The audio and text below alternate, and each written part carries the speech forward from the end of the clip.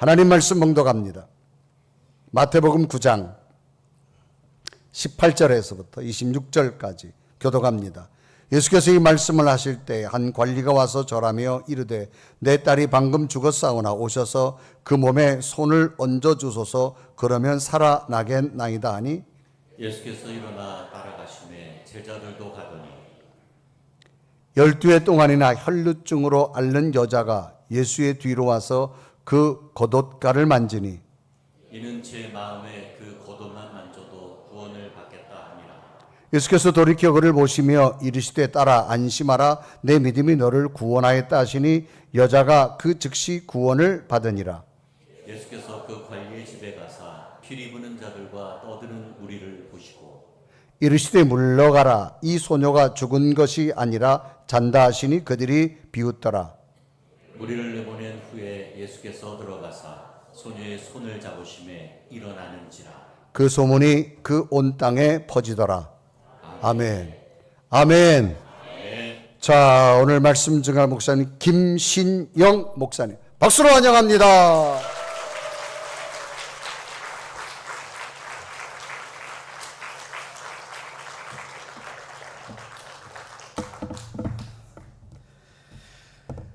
네, 반갑습니다. 김신영 목사입니다.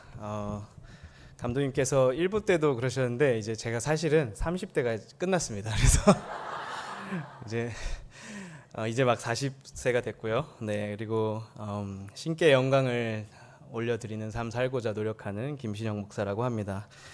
오늘 저는 믿음으로 정면 돌파하라라는 제목으로 하나님 말씀 함께 여러분과 나누고자 합니다. 오늘 본문은 마태복음과 마가복음 또 누가복음에 모두 나와 있는 잘 알려진 이야기입니다. 회당장 야이로와 또 혈루증을 앓던 여인이 회당장 야이로는 그 딸을 고침받고 또 혈루증을 앓던 여인은 예수님께 고침받은 이야기가 담겨 있습니다. 그런데 이 이야기를 더 극적으로 듣기 원하신다면 사실 오늘 우리가 읽은 마태복음보다는 마가복음과 누가복음이 훨씬 낫습니다. 세 복음서가 같은 이야기를 전하고 있지만 마가는 23절을 누가는 17절을 할애하고 있습니다. 그런데 오늘 우리가 읽은 본문인 마태는 단 9절 뿐입니다. 매우 짧고 어떻게 보면 극적인 이야기가 두 개가 하나로 속해 있는 이 이야기를 지나치게 밋밋하게 다루는 것 같아 보입니다. 게다가 마가, 누가와는 이 마태복음은요 내용에서도 중요한 차이가 있습니다. 그렇다면 우리는 이것을 어떻게 받아들여야 할까요? 이렇게 한번 생각해 봤으면 좋겠습니다. 우리가 동물원에 갔어요. 동물원에 갔을 때 같은 코끼리를 보고 오신 거예요. 근데 어떤 사람은요, 같은 코끼리를 보았음에도 불구하고 서로 다른 특징들을 말하게 됩니다. 어떤 사람은 엄청난 크기에 압도되었다고 말하고, 또 어떤 사람은 그 코끼리가 코를 얼마나 잘 쓰는지에 대해서 이야기할 겁니다. 또 누군가는 겉모습이 아니라 동물원에 갇혀있는 이 코끼리의 눈에 비친 슬픔과 공허함에 대해서 이야기할 수도 있습니다. 그러나 결국 그 증언들을 모으면 우리는 그 코끼리라는 대상을 훨씬 풍성하고 생생하게 그려볼 수 있게 됩니다. 그런 의미에서 이 복음서 기자들이 서로 다른 관점으로 한 이야기를 들려주는 것, 기록한 것은 하나님의 선물이라고 저는 믿습니다. 왜냐하면 우리가 이 복음서의 이야기를 더 깊이 상상하고 그 안에 담긴 풍성한 은혜를 경험하게 하시려는 것입니다. 이런 관점으로 오늘 마태가 전하는 이 사건 속으로 우리가 깊이 한번 들어가 보길 원합니다. 사실 이 본문은 제가 지금 건강하게 살아있다는 사실과도 직접 맞닿아 있는 말씀입니다. 그 이야기는 잠시 후에 나누겠습니다. 앞서 말씀드린 대로 이 마태의 기록은 매우 짧습니다. 누가 마가는 도움을 청하러 온 사람이 회당장이라는 직책이 있고 사회적으로 굉장히 힘이 있는, 그 당시에 유대 사회는 회당 중심 사회였습니다. 그러니까 어떻게 보면 정치인이기도 하고 굉장히 유력한 사람이었습니다. 그리고 야이로라는 이름을 갖고 있다고 말합니다. 근데 마태는요, 그의 직분도 이름도 말하지 않습니다. 누가는 외동딸이라고, 마가와 누가는 또 이 야이로의 죽어가는 딸이 외동딸이라고 말하고, 또 누가는 그녀가 12살이라고도 기록하지만 마태는 이런 정보에 대해서 전혀 제공하지 않습니다. 이 이야기를 어떻게 보면 굉장히 축소시켜서 오히려 많은 극적인 요소들이 감추어진 것 같습니다. 그럼에도 이 마태의 짧은 기록은요, 다른 복음서들이 표현하지 못한 한 가지를 강력하게 강조하고 있습니다. 바로 회당장의 믿음입니다. 사실 마태는 8장부터 여러 가지 치유 사건, 예수님께서 놀라운 치유를 일으키신 그 사건들을 연달아 소개하고 있습니다. 하인을 고쳐달라고 찾아온 백부장에게는 그 하인이 멀리 떨어져 있음에도 불구하고 너의 믿음대로 될지어다 말씀하실 때 그 즉시 멀리 떨어져 있는 하인이 낫는 역사가 일어났고요. 또 중풍병자를 데려온 사람들에게는 그들의 믿음을 보시고 그를 고치셨다고 마태는 기록하고 있습니다. 즉 예수님이 사람들이 믿는 대로 고쳐주셨음을 강조해 온 것입니다. 그리고 오늘 본문에서는 마태가 믿음의 정점이 무엇인지 우리에게 보여주고 있습니다. 왜냐하면 회당장 야이로가 이 마태복음에서는요, 딸이 방금 죽었다는 사실을 알고도 예수님께 나아왔기 때문입니다. 그는 본문 18절에서 말합니다.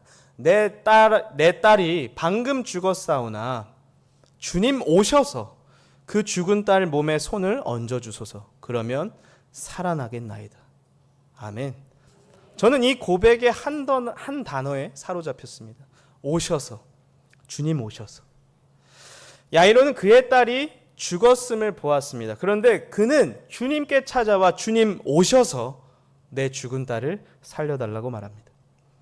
아무리 죽은 딸이어도 주님께서 오시기만 하면 그 죽은 딸의 몸에 손을 얹고 기도해 주시면 살릴 수 있다는 기대와 확신이 이 야이로에겐 있었던 것입니다. 이것이 야이로의 믿음을 잘 보여주고 있습니다. 이것은 마태가 다루었던 치유 시리즈에서 볼 수 없었던 수준의 믿음입니다. 예수님께서 병을 고치시는 능력뿐만 아니라 죽은 자를 살리시는 능력도 있을 거라 믿는 믿음이었기 때문에 그렇습니다. 그런데 놀랍게도요, 이것은 다른 복음서와는 완전히 다른 증언입니다. 왜냐하면 다른 복음서들은요, 야이로가 예수님을 찾아올 때에 딸이 아직 살아있었다 말합니다. 즉 마지막 남은 소망을 붙들고 예수님께 나왔다고 다른 마가와 누가는 기록하고 있는 것입니다. 그렇다면 이 차이를 우리는 어떻게 받아들여야 할까요? 이 서로 다른 기록들을 묵상하면서 저는 놀라운 점을 발견했습니다. 기록의 차이는 분명히 있습니다. 그러나 마태의 이 독특한 증언은 다른 복음서에서 분명하지 않던 부분까지도 이해할 수 있는 증거를 제시합니다. 마가와 누가의 이야기로 한번 돌아가 봅시다. 야이로는요, 이 외동딸이 죽어가는 순간에 예수님을 찾아와서 그 발 앞에 엎드립니다. 어서 우리 집으로 오셔서 내 죽어가는 딸을 고쳐달라고 간청합니다. 감사하게도 예수님이 허락하셨고 큰 무리를 끌고 그 모든 병든 자들이 다 예수님을 둘러싸고 있을 때였거든요. 그들과 함께 그 집으로 향하십니다. 그런데 이렇게 다급한 상황 가운데서 한 여인이요, 잠깐 예수님의 옷자락을 뒤에서 몰래 만집니다. 그때 예수님께서 걸음을 멈추시죠. 무리가 에워싸웠으니 당연히 그 옷이 누군가의 손에 닿지 않겠습니까? 그렇죠? 근데 갑자기 그때에는 그 자리에 서셔서 누가 내 옷을 만졌냐고 민감하게 찾기 시작하시는 거예요. 그래서 시간을 매우 지체하게 되셨습니다. 여러분, 이 순간에 야이로의 마음이 얼마나 타들어갔을지를 한번 생각해 보시기 바랍니다. 그리고 마침내 여인인 한 명이 자신이 사실은 예수님의 옷자락을 만졌다고 고백합니다. 그때 예수님은 거기서 끝나는 것이 아니라 그녀에게 그녀가 알았던 12년 동안 겪었던 그 혈루증, 혈루병, 그 혈루병으로 고생했던 사연에 대해서 이야기하게 하고 왜 몰래 사람들의 눈을 피해서 예수님 앞에 찾아왔고 예수님의 옷자락만 만지고 그렇게 가려고 했었는지 그 모든 것들을 다 상세하게 이야기할 수 있게 하셨습니다. 그리고 그녀의 병의 근원이 완전히 나았음을 선포하십니다.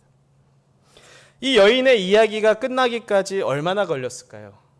여러분, 12년 동안 무려 병을 고치지 못해 여러 의사를 찾아다니며 가진 모든 재산을 탕진했다고도 다른 복음서엔 기록되어 있습니다.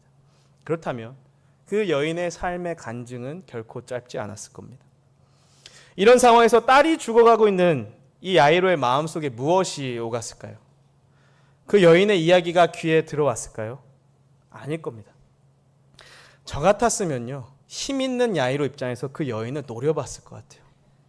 저 같았으면요, 지금은 이럴 시간이 없습니다 소리쳤을 겁니다.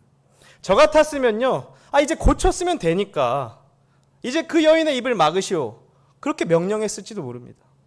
저 같았으면요, 예수님의 손을 붙잡고서라도 끌고 갔을 것 같아요. 한시가 급하니까. 내 하나뿐인 딸이 죽어가는데 얼마나 절박하겠습니까? 그런데 이 마가와 누가는요, 예수님이 여인의 간증으로 이 모든 일이 지체되는 이 순간에도, 이 순간에 이 야이로의 하인이 그에게 뛰어오게 되고요, 딸의 사망 소식을 들었다고 전합니다. 어떻게 보면 이 지체되는 과정 속에서 마지막 남았던 소망마저도 사라지게 되었습니다. 모든 것이 끝났습니다. 사람들이 와서 말합니다. 따님이 죽었습니다. 어찌하여 선생님을 더 괴롭게 하십니까? 이게 마가복음 5장 35절의 이야기예요. 따님이 죽었습니다. 죽었으니 예수님 더 이상 괴롭히지 마십시오. 이제 다 끝났습니다. 이 현실이 그렇게 외칩니다. 끝났다고요. 더 이상 희망은 없다고요. 여러분이 이 상황 속에서 야이로라면 어떻게 반응하실까요? 저라면 그 여인 때문에 시간을 허비했다고 예수님을 원망하며 아마 이제 모든 것을 내려놓고 포기했을지도 모르겠습니다. 그러나 여러분 기억하십시오. 모두가 끝났다고 말하는 바로 그 순간에 마가복음 5장 36절을 보시면 예수님께서 말씀하십니다.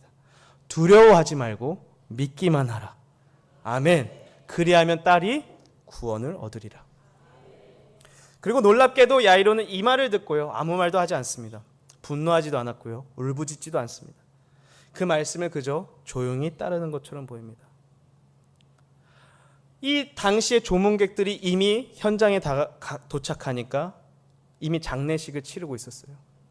그때 예수님께서 이 딸은 죽은 것이 아니라 자고 있다라고 말했을 때 모든 사람이 비웃었습니다.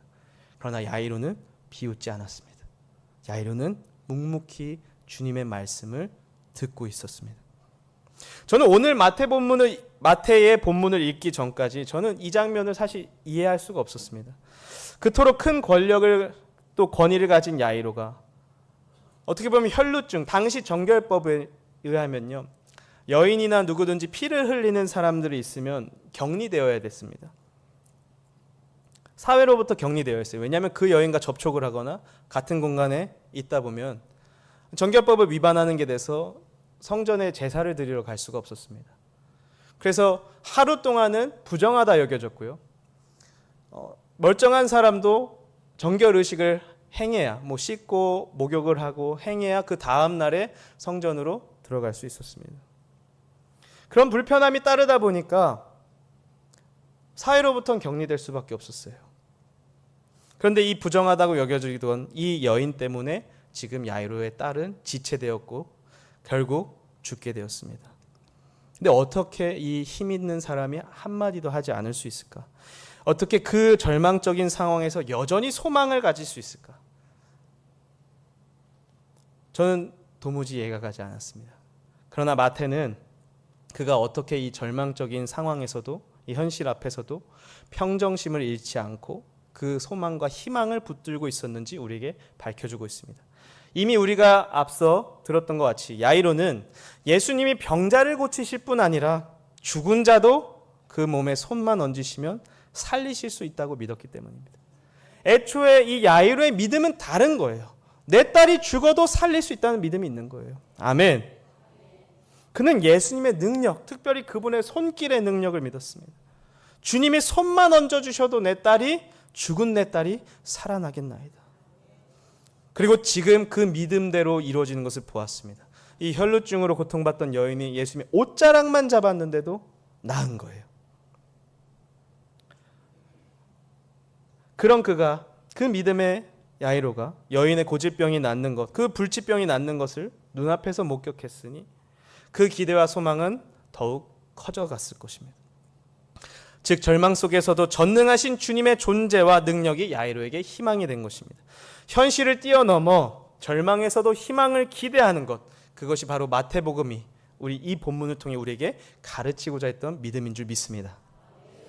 마태는 이 믿음을 가진 혈루증 여인과 회당장 야이로를 나란히 보여주고 있습니다. 마가와 누가처럼 두 사람의 사회적 위치를 대조하고 있지도 않습니다. 이름과 직분도 기록하지 않습니다. 마태는 오직 이들의 공통 분모인 믿음만을 부각시켜 전하고 있습니다. 우리가 이들의 믿음을 꿈꾸도록 말입니다. 그렇습니다. 마태는 혈루증 여인과 회당장의 이 이야기를 짧게 요약했지만 그가 우리에게 전하고 싶었던 메시지는 바로 그들의 믿음을 보라는 것입니다. 그리고 우리도 그 믿음의 길을 따라오라고 초청하고 있는 것입니다. 그 초청에 응답한 한 가정의 이야기를 나누고 싶습니다. 바로 저희 부모님의 이야기입니다. 제 이름은요, 신께 영광을 해서 신영입니다. 그러니까 한자 전혀 상관없어요. 저희 어머니께서 아들을 갖기도 전에 하나님 제게 아들을 주시면 그 아들은 하나님께 바치겠습니다 하고 저랑 상의도 없이 그런 거 전혀 없었어요. 뭐 태어나지도 않고 뱃속에도 없을 때니까. 그냥 어머니 마음대로 서원하셨어요. 그리고 그 서원대로 어떻게 하다 보니까 이렇게 살게 되었습니다. 그러니까 그 정도로 아들을 주시면 하나님께 바치겠다 하면 그 아들 태어날 때 되게 축복해 주실 거 아닙니까? 그죠? 저라면 제가 하나님이라면 엄청난 축복 주실 것 같아요. 근데 저는요, 생후 6개월 만에 병원에서 역류와 난치성 간질 판정을 받습니다. 여러분 간질 아세요? 그냥 시도 때도 예측할 수 없이 넘어지고 발작하고 거품 물고 몸이 이제 딱딱하게 굳어지면서 부르르 떠는 거예요. 그리고 얼굴도 파리해집니다. 파랗게. 6개월 아기 보시면 아시겠지만 굉장히 작아요. 근데 그 작은 아기가 그런다고 상상해 보세요. 그래서 저희 부모님은요, 새벽에도 저희 누나 자고 있으면 저 들쳐업고 막 발작하니까 뛰어가고 저를요 열을 내리려고 얼음물에다가 막 그때 뭐 아는 게 있겠습니까? 요새 소아과 분들이 보시면은 기겁할 일입니다. 막 얼음을 막 부어놓고 거기에 담그는 거예요. 열이 너무 치솟고 막 이러니까. 그런 일이 비일비재했습니다. 그냥 일상이었어요. 그 당시에 저희 어머니는요 굉장히 독실하신 분이었는데 저희 아버지는요 별로 그렇게 교회 안 다니실 때였습니다. 그냥 데려다 주거나 아니면 그냥 같이 있는 정도. 아마 여기에도 그런 분들 꼭 계시더라고요. 항상 어느 교회를 가도 그런 남편 뭐 집사님은 아니시더라도 평신도로 아내분은 막 권사님이신데 그죠? 그러신 분들 꼭 있습니다. 저희 아버지도 그랬습니다. 그런데 너무 신기한 거는요. 그 당시 현대의학으로는 이 난치성 간질을 고칠 수가 없는 거예요. 그래서 약으로만 좀 제어를 하는 건데 그러다 보니까 엄청나게 많은 약봉지를 저희 어머니가 받고 와서 펑펑 울고 있는데 그 모습이 저희 아버지가 보기 힘드셨나 봐요. 우울하고. 왜 그랬는지 모르겠지만 갑자기 그 약봉지를 뺏으면서 하시는 말씀이 아니 당신이 믿는 예수님 성경만 보면 온갖 병을 다 고치더만 그럼 기도해야 되는 거 아니야? 이렇게 외치면서 그 쓰레기통에 그 약을 다 버렸다는 거예요. 저는요 이 믿지 않았던 아버지가 이렇게 행동하신 게 하나님의 은혜인 줄 믿습니다. 아멘. 그래서 저희 어머니가 믿지 않는 사람한테 이런 걸 당하니까 화가 나셨는지 몰라도 하여튼 그때부터 저희 아버지 어머니가요 기도원을 다니기 시작하셨어요. 금식하셨고요. 저를 위해서 어차피 현대의학으로 어떻게 할 수 있는 게 그 당시 없었으니까 하나님이 고쳐주시리라 믿음을 갖고 하나님께 전부를 걸었습니다. 어떻게 되었을까요? 여전히 발작했어요. 좀 바로 기도하고 몇 개월 만에 나면 정말 드라마틱하게 나면 얼마나 좋겠습니까? 그죠? 그 믿음도 더 뜨거워질 것 같고요. 근데요, 저는요, 계속 넘어졌고요. 계속 발작했습니다. 근데요, 감사한 거는 제가 마침내 9년이 시간이 지나고 인천의 기독병원에서 완치 판정을 받게 됩니다. 할렐루야. 주님께 영광의 박수 올려드립니다. 어떻게 보면요, 9년은 짧은 시간이 아닙니다. 근데요, 그 9년 동안 하나님께서 계속해서 믿음으로 기도할 수 있도록 붙잡아 주셨어요.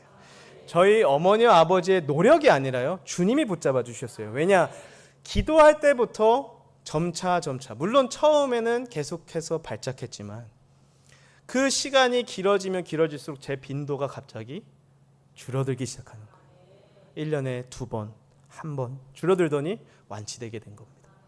주님이 기도하실 때 나오는 변화를 보여주시니까 기도할 수 있었던 거예요. 사랑하는 성도 여러분, 하나님은요 우리 눈앞에 응답이 보이지 않을 때도 이미 일하고 계신 줄 믿습니다. 주님께 믿음으로 나가는 사람을 주님은 결코 외면하지 않으십니다. 그런데 오늘 우리의 사회는 어떻습니까? 우리가 예수님의 이 놀라운 기적과 같은 능력, 그 능력을 믿기로 결단하면 현대사회는 비합리적이라 말합니다. 조롱합니다. 우리를 아끼는 사람들조차 우리가 기도로 이 문제를 해결하겠다 하면 받아들이기 어려워합니다. 내 경제적인 능력 또한, 내 어려움 또한 내가 은행에 대출을 받고 내가 사람들에게 돈을 빌려서 이것을 해결해 나가야지, 그게 맞다라고 생각하고, 내가 하나님께 이 경제적인 어려움을 가지고 기도하는 것, 그것은 되게 요행을 바라는 것처럼 이 세상은 여기고요. 어떤 이들은 무식하다고까지 조롱합니다.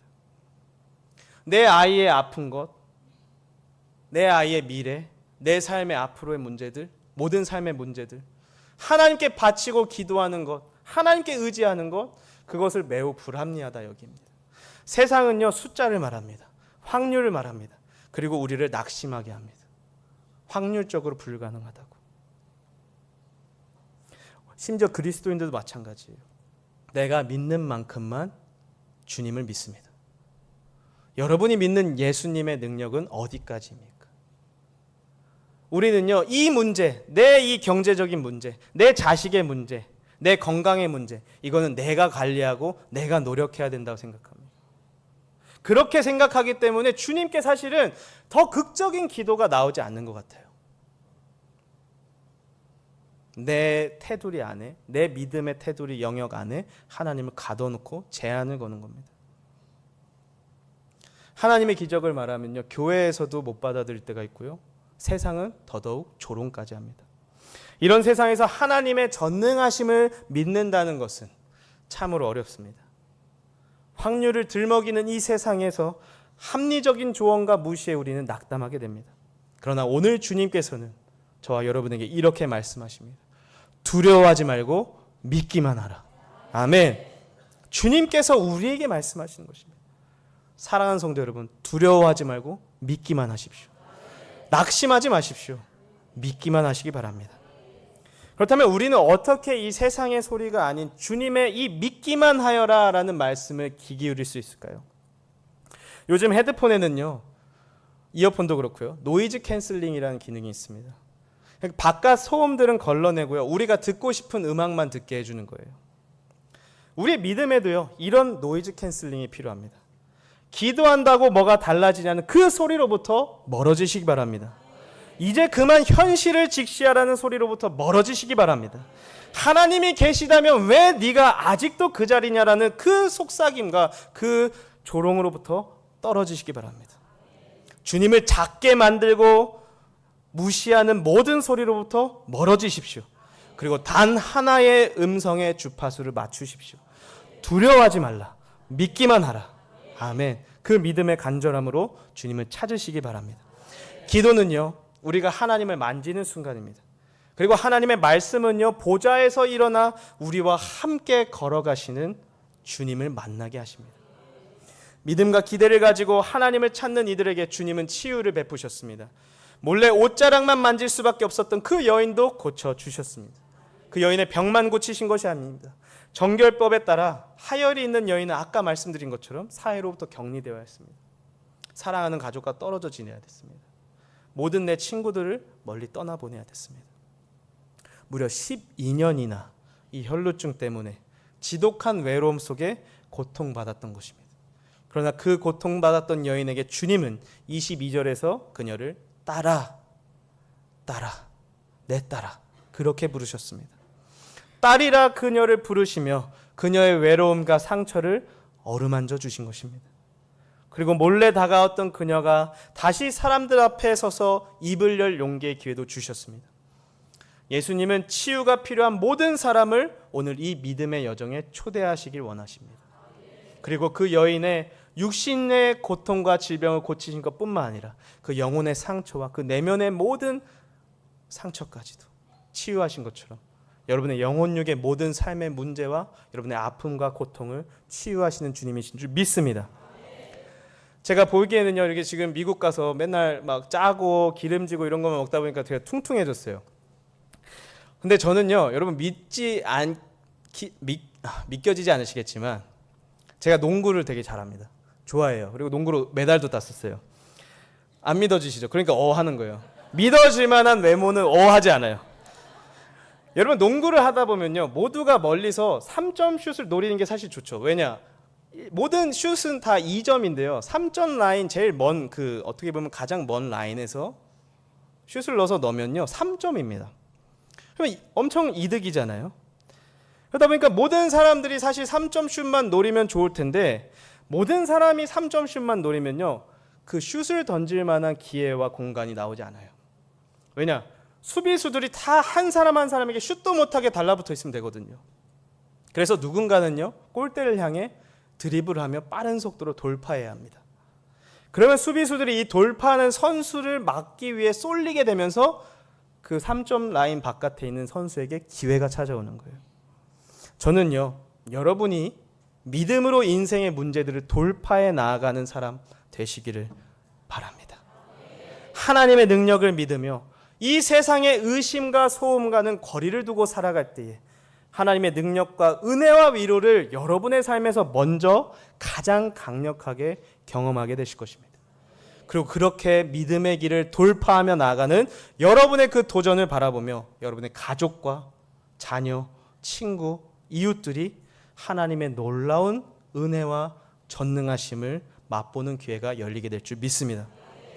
실제로 저 역시 믿음으로 인생의 문제들을 돌파하려고 애쓰고 있습니다. 2018년에 제가 에모리로 임신한 아내와 함께 아는 사람 하나 없는 미국 땅으로 이제 유학을 가게 됐습니다. 언어와 문화의 장벽도, 타국에서의 출산, 제가 입학한 지 첫 학기 기말고사, 가장 힘들 때거든요, 적응하느라. 그 기말고사 때 제 첫 아들이 태어났어요. 저는요, 아들이 태어났는데 웃지도 못했습니다. 이 낯선 타국에서 애를 낳고 서류 처리하고 막 의사랑 막 소통하는 게 너무 힘든 거예요. 아무것도 못 알아듣겠고. 게다가요, 한국은요, 애기 아빠들 미리 얼마나 교육을 잘 가르쳐 주는지요. 기저귀 가는 법부터 전혀 똥도 갈 줄 몰라가지고. 그리고 미국은 태어나자마자 산후조리원이 없습니다. 여러분 태어나면 좀 한숨 돌려야 되잖아요. 그럴 새도 없이 그 태어난 요만한 애가 저희 옆으로 와요. 그럼 저희가 돌봐야 되는 거예요. 그러니까 막 저는요 그 과정이 되게 힘들었어요. 그리고요 제가 여기 계신 분들 뭐 아까도 보니까 뭐 에모리 졸업한 자녀를 두신 분도 계시고 되게 뭐 영어를 잘하시는 분들 많잖아요, 자녀분들이. 근데 저는요 영어도 되게 못했어요. 평생 뭐 농구하고 막 이렇게 몸 쓰고 막 이렇게 이러는 거 좋아해가지고 공부를 군대 갔다 온 뒤부터 정신 차려서 열심히 했거든요. 별로 영어 잘 못했고 3개월 토플 학원 다녔는데 제가 할 수 없는 놀라운 은혜로 하나님께서 좋은 장학금, 좋은 학교, 명문대에 보내주신 거예요. 그러다 보니까 사람들이요 장학금도 많이 줘서 저를 향한 기대가 있는 거예요. 어느 학점 이상 안 나오면 장학금을 뺐습니다. 그러니까 얼마나 땀이 나면서 이 불안감 속에서 잘하는 척 해야 되는 거예요. 그러니까 제가 도서관에 26시간 있던 적도 있어요. 그냥 그렇게 살았어요. 그랬더니 정말 기적처럼 첫 학기와 달리 계속해서 성적이 너무 좋아지고 감사하게도 잘 졸업을 이제 앞두게 됐는데, 문제는요 그렇게 살다 보니까 제 안에 스트레스가 쌓였던 것 같아요. 좀 무리했던 것 같아요. 제가 졸업을 앞두고 이제 마지막 기말 시즌에 갑자기 원인을 모를 알레르기성 쇼크로 입원하게 됩니다. 주일 사역 이제 설교를 앞둔 새벽에 제가 너무 배가 막 아파서 깨어났어요. 제가 맹장 수술도 받아봤는데 그때 아픔보다 한 10배는 아팠던 것 같아요. 갑자기 창자가 막 저 안에서 막 이렇게 진짜 움직이는 게 느껴져요. 막 꼬이는데 제가 소리를 지르면서 새벽 4시에 막 화장실로 달려갔습니다. 그래서 토를 하면 좀 속이 시원해지지 않을까 하고 막 뭐라도 해보려고 하는데 그 짧은 순간에요 땀이 얼마나 나든지 웅덩이가 생겼어요. 땀이 고였어요. 근데 그때에 갑자기 턱이 마비가 되고요, 오른손이 안쪽으로 말려서 이제 막 굳어가기 시작하는데 마비가 온 거죠. 제가 어떻게 당황스러우니까 너무 깜짝 놀라서 이러다 죽겠다 싶었거든요. 그래서 아내한테 소리를 지르게 됐습니다. 근데 아내가 그제서 깨어나서 왔더니 깜짝 놀란 거죠, 제 상태를 보고. 근데 여러분 미국은요 미국 살아보신 분들도 아시겠지만 의료 체계가 좋지 않습니다. 되게 비싸요. 보험도 엄청 비싸고요. 오죽하면 이런 속담이 있어요. 이런 농담들이 있는데 누가 이제 기절하면요. 누가 기절한 사람 보면 당연히 앰뷸런스 부르는 게 당연하잖아요. 그렇게 부르면 그 기절했던 사람이 벌떡 일어나 그 사람 멱살 잡는다는 거예요. 왜 내 허가도 없이 내 허락도 없이 앰뷸런스 부르냐고. 앰뷸런스가요. 여러분 최소 1,000만 원입니다. 멱살 잡으시겠죠, 그죠? 갑자기 깨어나야 되는 거예요, 그거는. 타서 병원 오는 순간 이제 진짜 빚지는 겁니다. 그러니까 그런 상황이다 보니까 저희가 병원을 안 가려고 했는데 아내가 이거는 도무지 안 데리고 갈 수가 없는 거예요. 그래서 저를 태우고 병원을 향합니다. 그때 당시 코로나 시즌이라 저만 들어오게 했어요. 근데 그때 얼굴이 점점 막 붓고 온몸 장기가 다 붓기 시작하는데요. 제가 형체를 알아볼 수가 없었어요. 그래서 제가 거울을 보는데요. 진짜 이거 말이 안 되는 거예요. 저는 성경의 욥이 겪었던 그 증상을 그대로 제 몸으로 겪어본 사람입니다. 희귀성 뭐 이런 난치성 이런 질환인 뭐 이제 루푸스인지 뭐 이런 건지 의사들이 막 이제 진단을 해보는데 못 찾다가 제가 그날 쇼크로 이제 막 거의 죽다 살아났어요. 근데 그때 마침 들었던 약이 굉장히 강한 항히스타민제였습니다. 그러니까 결국 진단명이 뭐였냐면 혈관 부종이에요. 극심한 혈관 부종. 근데 원인을 알 수 없는. 혈관 부종이 뭐냐? 모든 혈관이 붓는 겁니다. 그러니까 뭐 방광도 붓고요, 호흡기도 붓고요. 그러니까 숨을 쉴 때 막 헐떡거리고요, 소화도 안 되고 온 피부가 다 붓는 거예요. 그때예요. 제가 병실에 혼자 앉아 있는데 아무도 알지 못하는 이 미국 땅에서 의지할 사람도 없고 제 아내도 못 들어오고 병실 보는데 제 얼굴이 거울로 비치는 거예요.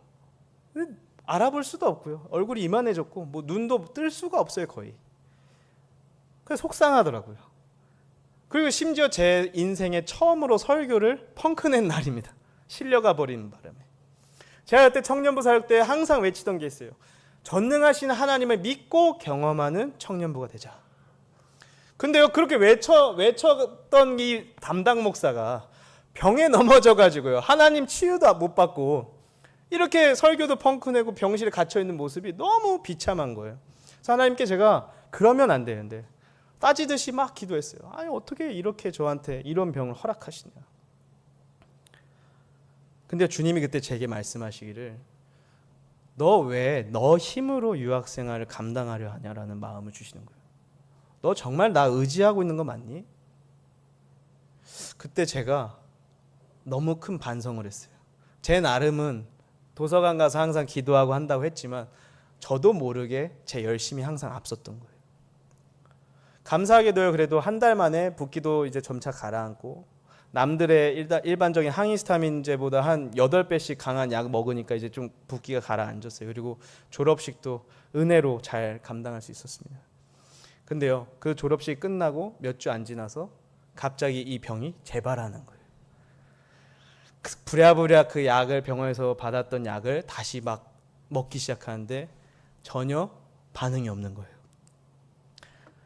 제가 앰뷸런스를 탈 수 있지 않잖아요. 그러니까 다시 어차피 병원에도 원인을 모른다 했거든요. 그냥 제가 사역하던 교회 예배당으로 달려갔습니다. 운전해서 막 가가지고 아무도 없는 예배당에 불 꺼져 있는 상태에서 부르짖으며 기도했어요. 하나님 저를 고쳐달라고. 저를 고쳐달라고. 저 어렸을 때 저를 고치신 주님께서 지금 이 병도 고쳐달라고 계속 기도했어요. 그때 그 하나님께서 제게 세밀한 음성으로 마음을 주시는데 너 정말 나를 의지하니? 또 물어보시더라고요. 주님 당연하죠. 저 주님밖에 없습니다. 그러니까 이렇게 나와 주님만 붙들지 않습니까? 근데 그때 돌아오는 말씀이 너무 충격적이었어요. 그 마음이 뭐라고 저에게 마음을 주시냐면 그러면 너가 날 진짜 믿고 의지하며 그 약을 끊어라 이러는 거예요. 제가 굉장히 이성적인 사람이거든요. 잘못 응답받은 것 같은 거예요. 막 이게 무슨 환청 아닌가 그리고 제가 막 갑자기 부정하기 시작하는데 너무 계속해서 확실하게 해주시는 거예요. 그래서 제가 저희 부모님과 이제 저희 부모님 그런 경험을 똑같은 경험을 했었잖아요. 그러니까 이제 기도를 요청을 했어요. 좀 우리가 분별이 필요한 것 같다. 아무리 봐도 이거는 아닌 것 같다. 그래서 분별을 좀 같이 기도해보고 하자 그렇게 이야기했는데 새벽에 이제 전화가 왔어요. 근데 저희 어머니가 하시는 말씀이 너 예전에 간질이 나서 그 놀라운 간증 가지고 너가 말씀도 전하고 이렇게 사람들에게 은혜를 전하는데 그때 기도 누가 했냐는 거예요. 그때 당연히 제가 안 했죠. 저희 부모님만 9년 동안 간절히 기도했거든요. 저는 기억도 잘 나지 않아요. 물론 기도원 따라가고 금식도 했지만 애기였고 잘 기억도 나지 않습니다. 근데 그때 저희 어머니가 하시는 말씀이 하나님께서 이제는 너가 직접 기도해서 경험하길 원하시는 것 같다. 제가 그 순간을 듣는 순간 머리를 한 대 맞는 것 같았어요. 그리고 그때 결단하고 약을 끊었습니다. 어떻게 됐을까요? 더 안 좋아졌어요. 약이 방파제였던 거예요. 모든 증상을 그나마 막아주던 게 사라지니까요. 죽겠는 거예요. 제가 하루에 제일 차가운 물로 30번 정도 샤워를 했습니다. 간지러움이 너무 극심해서. 그리고 두드러기 하나가요. 여기서 여기까지 해요. 엄청나게 열감과 극심한 간지러움이 동반되고요. 호흡도 숨 쉴 때마다 쌕쌕되고요. 그리고 소화를 잘못해서 2주 만에 15kg가 빠졌어요. 저는 절대로 2주 만에 15kg 뺄 수 있는 사람이 아닙니다. 그럴 의지도 없어요. 근데 그냥 아프니까 못 먹으니까 2주 만에 15kg가 빠졌어요. 근데요, 이게요, 감사한 건 하나님이 계속해서 기도할 수 있게 하셨어요. 그리고 그 와중에 설교도 하게 하셨어요. 그 두드러기가 심하게 올라올 때마다요, 제가 그 야고보서 1장처럼 손을 얹고 기도하면요 15분 정도 지나면 사라지는 거예요. 할렐루야, 아멘. 근데 문제는 또 나와요. 또 올라오는데 그때도 손 얹고 기도하면 또 사라지고, 그렇게 버텼어요. 근데 이게 1주, 2주, 3주가 되니까 지치는 거예요. 제가 어느 날 이제 설교를 준비한 토요일 날 밤에 너무 간지러워서 집중이 안 되고 막 의자도 못 앉고 서서 막 발을 쿵쿵대면서 버티는데 이게 도무지 뭘 쓸 수가 있는 상황이 아니에요. 그래서 그냥 다 내려놓고요, 침대에 무릎 꿇고 기도했습니다. 기도하는데 하나님께서 제게 이렇게 말씀하시는 거예요. 너무 저는 하나님이 고쳐주신다는데 어떻게 저를 이렇게 내버려 두시냐, 막 그렇게 기도했는데 그때 주님께서 저에게 주신 마음이 사랑하는 아들아, 수고했다. 오늘까지다. 아멘. 그 말을 듣고요, 저는 기억이 잘 나지 않아요. 그냥 잠들어 버렸어요. 그리고 나서 아침에 일찍 일어나 일부 예배를 준비하러 이제 가는데 두드러기가 안 나는 거예요. 제가 오죽하면 예배 끝나고 팔을 걷어보고 화장실 가서 옷을 보는데 아무것도 나오지 않는 거예요. 그리고 그때부터 깨끗하게 나았습니다. 약 없이도요. 할렐루야. 사랑하는 하나님께서 그 아무도 의지할 수 없는 애틀랜타에 그 병상에서 울부짖던 저의 마음을 보셨고요, 제 기도를 들으셨습니다. 아멘. 주님이 그때도 제게 하신 말씀은 너 두려워하지 말고 나만 의지하여라. 믿기만 하여라. 아멘. 그 은혜와 그 능력을 구하며 날마다 그 믿음으로 살아가라, 제게 말씀하신 거예요. 주님의 은혜로 저는 지금도 믿음으로 돌파하는 중입니다. 이제 여러분 옆에 계신 분에게도 이렇게 말씀해 주셨으면 좋겠습니다. 두려워하지 마십시오. 믿기만 하세요. 두려워하지 마세요. 믿기만 하세요. 여러분 주변에 앞뒤 좌우를 보시면서 말씀하십시오. 여러분을 이 믿음의 여정에 초대합니다. 주님의 치유와 능력은요, 성경 속 인물들과 저희 가정에 또 저의 삶에서만 드러나는 것이 아닙니다. 여러분에게도 반드시 다양한 방식으로 주님이 약속하신 줄 믿습니다. 여러분의 믿음의 여정을 통해 세상은 하나님의 능력을 목격하게 될 줄 믿습니다. 세상은 이런 믿음으로 돌파하는 사람들을 필요로 합니다. 그리고 주님도 원하십니다.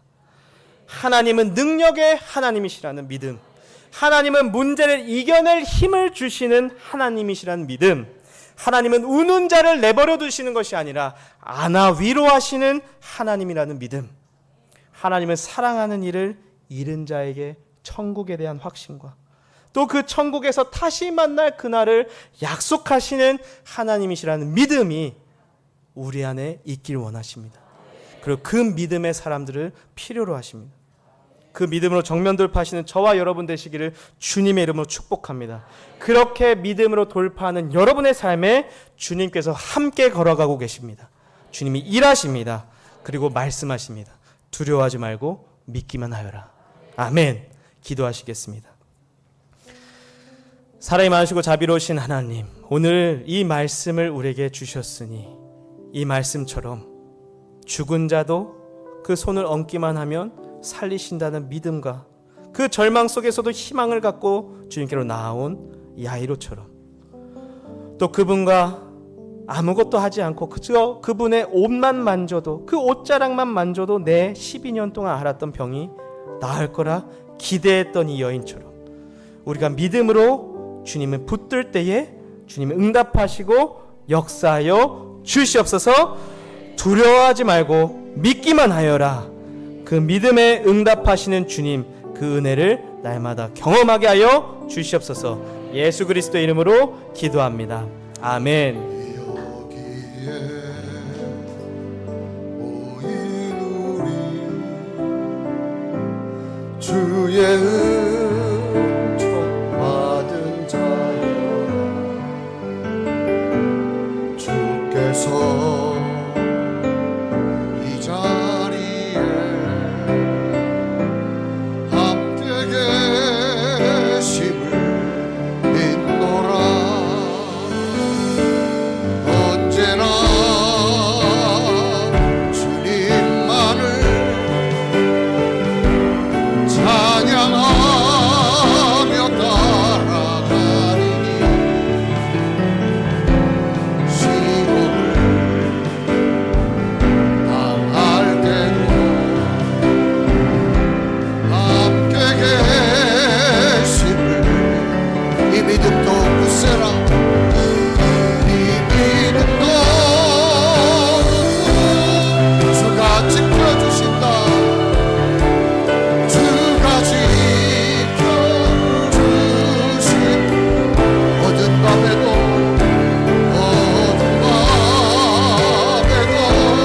주의 말 인도하. 주님이 뜻하신 일,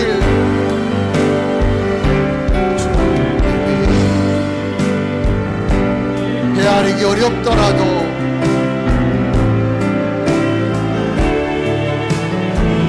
언제나 주 뜻 안에 내가 있음을 아노라.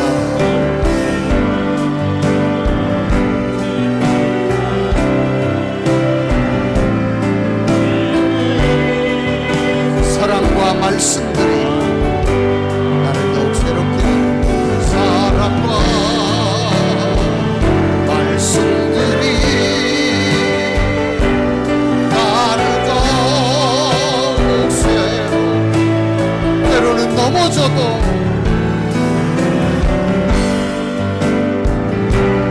주의 승리를 믿노라.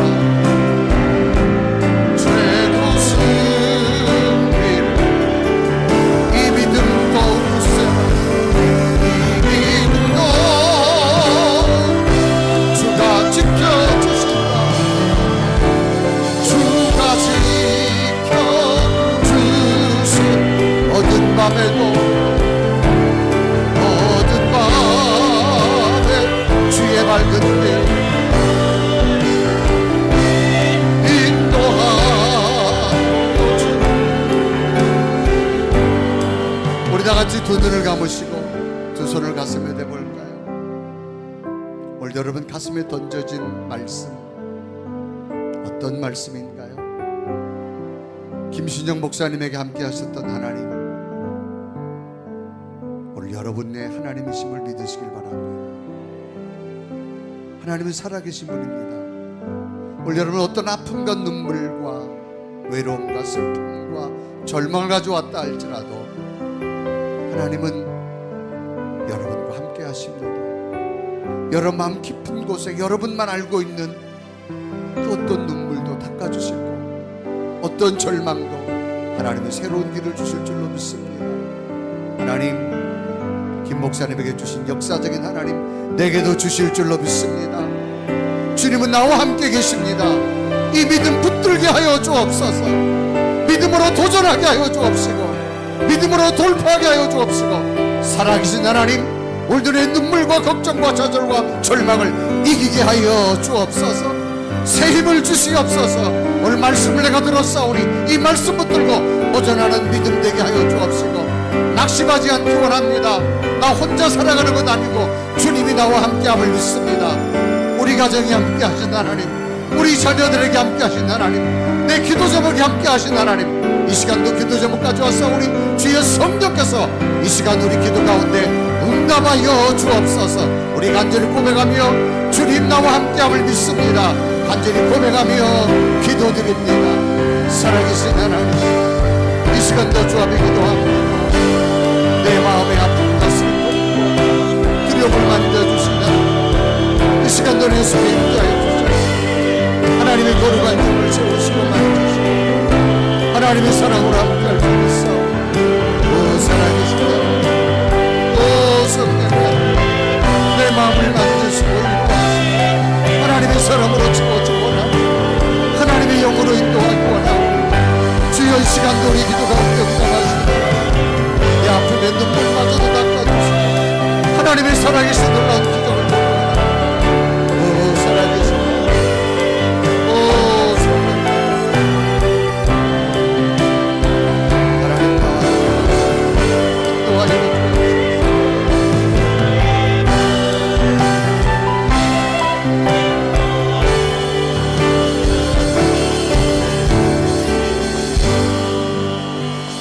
사랑의 하나님, 오늘도 내 마음속에 말씀을 주셔서 받게 하신 것 감사합니다. 아멘으로 받은 말씀, 내게도 생명의 역사가 나타나게 하시고 치유의 역사가 나타나게 하시고 절망을 이기게 하여 주옵시고 낙심이 물러가게 하시고 새로운 빛을 볼 수 있는 하나님의 살아있는 능력의 말씀이 되게 하여 주옵시고 오늘도 마음 깊은 곳에 있는 두려움 떠나기를 원합니다. 근심과 염려는 사라지기 원합니다. 나만이 가지고 있는 아픔도 나만이 짊어져야 할 십자가도 주님 주의 능력이 되게 하여 주옵소서. 예수 그리스도의 이름을 간절히 기도드리옵나이다.